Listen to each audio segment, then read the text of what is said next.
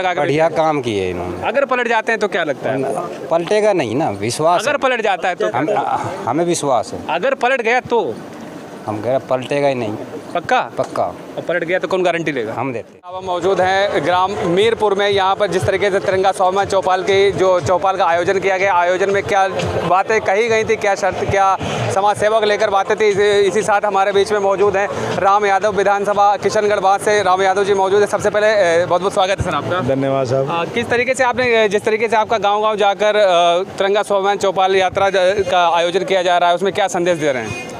संदेश दे रहे हैं, तिरंगा स्वाभिमान चौपाल एक अभियान हमने चला रखा है जो पूरी विधानसभा में जो ये प्रशासनिक अधिकारी जो अपनी कुर्सी का नाजायज़ फ़ायदा उठाते हैं, मनमानी करते हैं, इसके लिए एक अभियान हमने चलाया है। सभी प्रशासनिक अधिकारी नहीं, कुछ अधिकारियों ने ऐसा माहौल बना रखा है कि इंसान को इंसान नहीं समझते और पैसे, दलाली, सिफारिश सिस्टम के दम पे ही कुछ काम करते हैं। जिस तरीके से आपको काफ़ी जन सैलाब आपके सभाओं में हो रहा है, लोगों का समर्थन मिल रहा है, उसके साथ साथ कहना चाहेंगे जिस तरीके से लोगों में एक अटकला लगाया जा रहा है कि अगर टिकट आती है तो आपका समर्थन होगा, आपको क्या लगता है इस बात पर?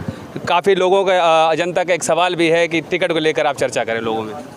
देखो, पार्टी, आप किसी भी हमारे बड़े लीडर्स की बात सुन लीजिए, जो क्षेत्र में काम करेगा पार्टी उसी को टिकट देगी।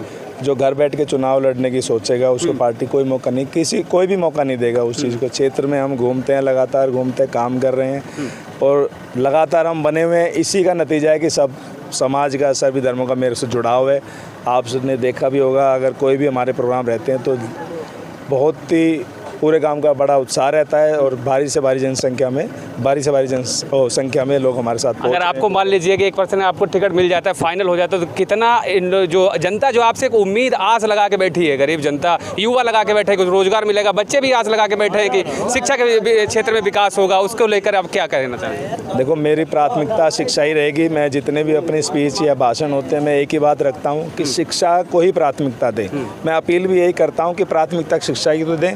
जाति धर्म से ऊंचा उठ के, जाति धर्म से अलग हट के हम अपना चुनाव करें, किसी भी प्रत्याशी को हम चुनें जो सर्व समाज के लिए, सभी धर्मों के लिए काम करे, जो समाज में, क्षेत्र में काम करे, मेन शिक्षा के लिए हम उसको चुनें। मैं तो अपनी जगह से भी कहीं भी जाते हैं यही बात रखते हैं, चाहे मैं नहीं कोई और भी हो, जो काम करे अच्छा क्षेत्र के लिए, जो शिक्षा के क्षेत्र में काम करे। सबसे ज़्यादा हमें अपने बच्चों को पढ़ाने की ज़रूरत है, कामयाब करने की ज़रूरत है। अच्छा, जिस तरीके से विपक्ष द्वारा कहा जाता है कि आप भी कई बार अपने भाषणों में कहते हैं कि जातिवाद को ना देखें, आप जिस तरीके से जातिवाद को ख़त्म करने के लिए, सबको समानता के अधिकार दिलाने के लिए, एक समान समझने के लिए मतलब जिस तरीके से आपकी मुहिम चलाई जा रही है, भाई विपक्ष जो है राजनीति पर कुछ डोलता नज़र आ रहा है जहाँ पर जातिवाद का शब्द आता है। देखो, जातिवाद का प्रयोग वही करता है जिसने काम ना किया हो। जो काम नहीं करता होगा, जिसके मतलब एक तरह से सर्व समाज को जोड़ के या क्षेत्र में विकास के लिए उसके काम नहीं होंगे, वो अपनी जाति या धर्म का इस्तेमाल करेगा। यानी कि अपनी नाकामयाबी को छुपाने के लिए वो जाति धर्म का इस्तेमाल करता है। तो हम तो अपना काम पे ही वोट मांगेंगे या काम पे ही चुनाव में आएंगे। तो जातिवाद के जो जुमले चल रहे हैं ना राजनीति में आजकल, माहौल काफ़ी विधानसभा का गर्म है, इसलिए आपका क्या सोचना है, आपका पॉइंट ऑफ व्यू क्या है? नहीं, कोई जातिवाद का नहीं चलेगा इस बार। जहाँ तक मैं देखता हूँ सब काम के लिए मांग रहे हैं, सब काम की अपील करते हैं कि जो सर्व समाज के लिए काम करे हम उसको चुनेंगे। जो शिक्षा के लिए काम करेगा, मैं सब जगह यही माहौल देख रहा हूँ, जो शिक्षा के लिए यूथ मेरे साथ इतना जुड़ रहा है कि दिखता भी है और पीछे से भी, मतलब यूथ का मेरे साथ बहुत ज़्यादा जुड़ाव हो रहा है। मेरे सभी भाई, छोटे भाई मेरे साथ जुड़े हुए हैं और पीछे से ही, मेरे पीछे से बिना बोले ही मेरे लिए अपने आप ही समर्थन और एक तरह से मांग कर रहे हैं आगे से आगे कि भाई हाँ, भाई है हमारा, जो भी है वो समझते हैं मुझे अपना छोटा बड़ा भाई जैसे वो समझते हैं, बड़े बुजुर्ग बच्चा समझते हैं। और अपील अपने आप ही वो कर रहे हैं कि चलो भाई, ये बच्चा हमारा भाई अच्छा काम कर रहा है तो इसके साथ जुड़े। और अपने काम के बलबूते पे ही मैं चुनाव में आऊँगा और अपने काम के बलबूते ही मैं चुनाव में अगर वोट की अपील करता हूँ तो उसी दम पे करूँगा। और जो भी मैं आज कुछ हूँ, सब मेरे भाइयों की और बड़े बुजुर्गों के आशीर्वाद के कारण हूँ। आज भी जो कुछ मैंने उपलब्धि हासिल की है, जो भी मैं हूँ, जिस भी स्थान पे मैं हूँ, चाहे छोटे बड़े जहाँ भी मैं खड़ा हूँ, तो आज सब इन्हीं के आशीर्वाद के और सहयोग के कारण हूँ। जिस तरीके से राम यादव जी ने कहा कि युवाओं को लेकर जो बात चल रही थी, लोकप्रियता जो युवाओं के, युवा हमारे साथ भी मौके पर मौजूद है, हम पूछ भी लेते हैं। भैया क्या नाम है आपका? भाई महेश कुमार। जिस तरीके से राम जी का कहना है कि युवा जो चाहते हैं हमें समर्थन कर रहे हैं, लोकप्रियता जो युवाओं का, आप लोग अपने क्षेत्र को लेकर, रोजगार को लेकर क्या सोचते हैं? राम से क्या उम्मीद लगा के बैठे हैं? ये फिलहाल की सिचुएशन देखे तो राम यादव बहुत ही अच्छा काम कर रहे हैं और उसके काम को देखकर हम उनके साथ है। पार्टी से हमें कोई मतलब नहीं। कुछ ऐसा तो नहीं कि राम यादव जी अभी यहाँ पर है, आप कुछ बोल रहे हैं? नहीं, हम तो उसके पीछे से भी उसके काम को देखकर उसका फुल समर्थन कर रहे हैं। पार्टी से हमारा कोई लेना देना नहीं। अगर भाई राम ऐसे ही काम करेगा तो हम उसके साथ बिल्कुल। आपको पार्टी से मतलब नहीं, राम के कार्यनामों से मतलब? जो कार्य करे हमें उससे मतलब है, और हमारे लिए तो राम फिलहाल सिचुएशन में बहुत अच्छा काम कर रहा है। जिस तरीके से अंकल जी हैं, सबसे पहले जानने की कोशिश करें, क्या लगता है जिस तरीके से राम ने अपने भाषण बोले, अपनी बातों को, अपने विचारों को लोग जनता से प्रकट किया, उसके बीच में क्या लगता है इनके विचारों से, इनकी बातों से आपको क्या लगता है? राम बहुत बढ़िया है, बहुत अच्छा काम कर रहे हैं। अगर ये अपनी बातों से पलट जाते हैं तो क्या लगता है आपको, क्या मैसेज जाएगा आप लोगों पर? पलटेगा नहीं, जो भावनाएं हैं ना, जो दिल से एक आस उम्मीद लगा कर, बढ़िया काम किए इन्होंने। अगर पलट जाते हैं तो क्या लगता है? पलटेगा नहीं ना, विश्वास अगर पलट जाता है तो? हमें विश्वास है। अगर पलट गया तो? हम कह रहे पलटेगा ही नहीं, पक्का? पक्का और पलट गया तो कौन गारंटी लेगा? हम देते हैं।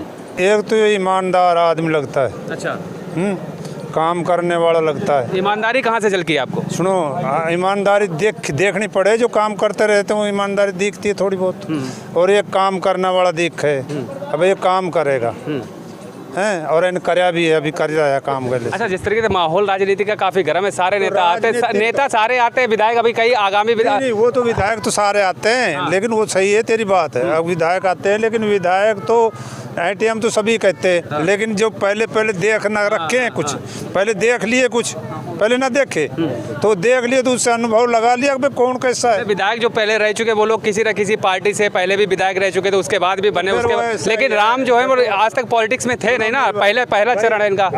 न थे तो अब नया आ रहा है, आ जाने तो इसको सही रहेगा जी।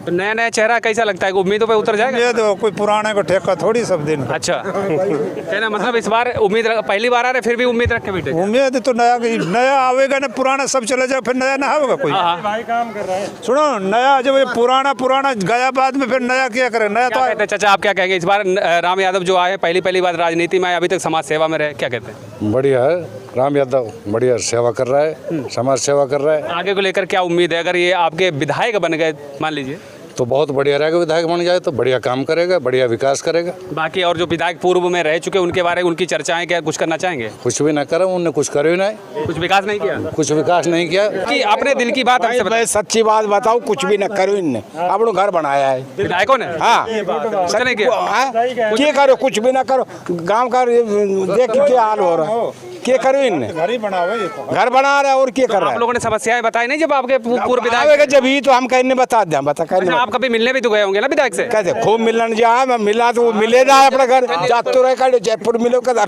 मिलेगो, बस कहते बात कर ले भाई। उससे पहले जब वोट मांगने आए थे तब क्या कहते थे? जब नु कहता था सब किम करूंगा, मैं तैयार हूँ जी, जब तो जान भी देने के लिए तैयार तो। हाँ, उस समय जान देने के लिए नेता तैयार थे। हाँ, तो ठीक है, वो तो तैयार थे, और आपके 5 साल में उन्होंने क्या किया वो आपने देख लिया। देख लिया। इस बार एक नया चेहरा सामने आ रहा है जिसका नाम है राम। हाँ, क्या कहते हैं राम के? देखो साहब, अभी तो राम के सुनना में आ रही है, मार तूर अभी कुछ करो नहीं, बढ़िया आदमी, ये बात सुनना में आ रही है। अभी तो अभी टिकट मिलेगी तो भाई वोट दे देगा, ना मिलेगी अगर मिल जाता है तो? मिल जाता, टिकट फाइनल होता है तो?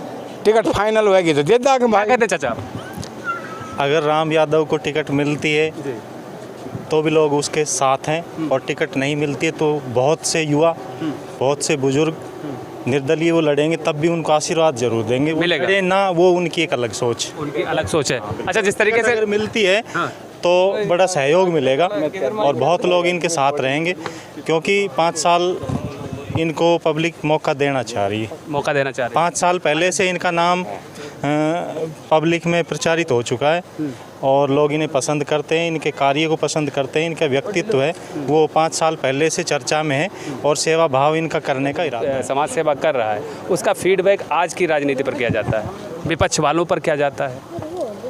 देखो, विपक्ष के बारे में मैं कुछ नहीं कहूँगा, पर मैं तो यही कहना चाहूँगा कि इनका जो विचार है, इनकी जो सोच है, वो शिक्षा नीति को लेके ये बड़े उत्सुक हैं और कार्य करने के लिए बड़े तत्पर रहते हैं। और शिक्षा जहाँ पे आएगी, चाहे वो गांव हो, मोहल्ला हो, शहर हो, गली हो, बड़ा कस्बा हो, शिक्षा गांव को, समाज को हमेशा ऊपर ले जाती है। तो शिक्षा के लिए ये जो काम कर रहे हैं, तो ये समाज को और हमारे देश को बहुत ऊंचाई तक ले जाएगी। अरे जो काम दादा कह रहे हैं जैसा कि हमारा जो काम करे हम उसी को चुनेंगे, क्या लगता है? क्या कह रहे थे आप?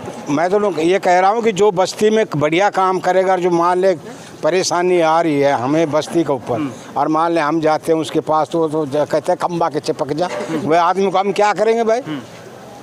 मैं गलत बोल रहा हूँ कि हाँ, वो आदमी क्या करेंगे? हम तो अब नए युग जो अच्छों को बढ़िया आदमी है ना वही चुनागा भाई। जैसा कि आपने देखा कि युवाओं का कहना था जो आदमी शिक्षा और रोज़गार को लेकर हमारी उम्मीदों पर खरा उतरा, वहीं बुजुर्गों का कहना था जो आदमी हमसे वादा करेगा और सुख दुख में जो काम आएगा हमारा मत उसी के लिए हो सकता हो। इसी आधार पर राम यादव की समाज सेवा जो कई वर्षों से चली आ रही है उसी आधार पर हो सकता है कि आने वाले वक्त में एक बड़ी चुनौती हो सकता है कि विपक्ष वाले जो लोग हैं उनके लिए राम यादव के समर्थन में जन सैलाब के माध्यम से उनके विपक्ष वालों के सामने ये बड़ी चुनौती आ सकती है। आपके साथ तबरेज़ अलवर।